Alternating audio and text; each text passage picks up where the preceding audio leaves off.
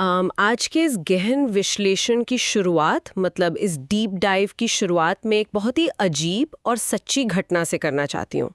वो कैलिफोर्निया वाली घटना? हाँ, बिल्कुल वही।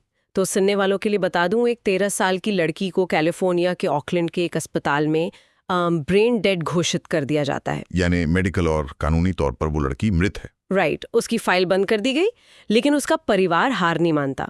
वो लोग उसे उस अस्पताल से निकालते हैं और क्रॉस कंट्री ड्राइव करके सीधे न्यू जर्सी ले जाते हैं। और यहीं पर वो अजीब चीज होती है ना? बिल्कुल। न्यू जर्सी पहुंचते ही अचानक से कानूनी तौर पर वो लड़की फिर से जीवित हो जाती है।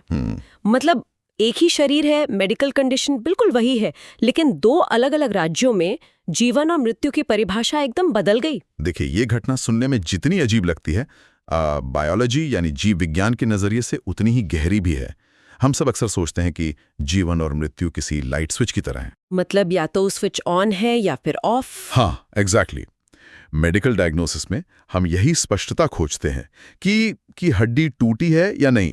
लेकिन जब हम कोशिकाओं के स्तर पर जाते हैं, सेल्स की दुनिया में उतरते हैं, तो पता चलता है कि ये स्विच असल में एक बहुत ही धीमा काम करने वाला डिमर स्विच है। मृत्यु कोई एक क्षण नहीं है। और आज के इस डीप डाइव में हमारा मिशन इसी डिमर को समझना है। हम अक्सर इस बात पर चर्चा करते हैं कि लंबी उम्र कैसे पाई जाए, बायोहैकिंग कैसे करें, डाइट क्या लें। हाँ, वो सब तो चलता ही रहता है। राइट, लेकिन आज हमारा फोकस वेंकी रामाकृष्णन की किताब व्हाई वी डाई के पहले चैप्टर पर है। एक बुनियादी और शायद थोड़ा डराने वाला सवाल कि हमें मरना ही क्यों पड़ता है। ये एक ऐसा सवाल है जिसे हम सदियों से टालते आए हैं, और इसका जवाब देने के लिए सबसे पहले हमें यह समझना होगा कि हमारा शरीर असल में काम कैसे करता है। तो इसे समझने का सबसे अच्छा तरीका क्या होगा? सबसे अच्छा तरीका है एक कोशिका यानी सेल की तुलना एक बड़े महानगर से करना।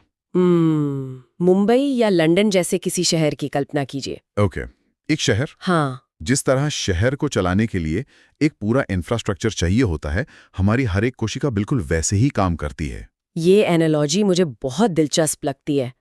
अगर हम इस सेल सिटी वाले आइडिया को थोड़ा और खोलें, तो शहर में पावर प्लांट होते हैं जो बिजली बनाते हैं। हमारी कोशिकाओं में ये काम माइटोकॉन्ड्रिया करते हैं, है ना? बिल्कुल, माइटोकॉन्ड्रिया हमारे पावर प्लांट हैं। हाँ, जो एनर्जी पैदा करते हैं। फिर शहर में एक ट्रांसपोर्ट सिस्टम होता है, पार्सल डिलीवरी होती है। कोशिका के अंदर ये काम गोल्जी उपकरण करता है। वो प्रोटीन्स को पैक करके सही जगह भेजता है। और सबसे जरूरी चीज मत भूलिए, कचरा प्रबंधन। हाँ, वेस्ट मैनेजमेंट, जिसके बिना कोई भी शहर बीमारियों का घर बन जाएगा। एग्जैक्टली। सेल के अंदर लाइसोसोम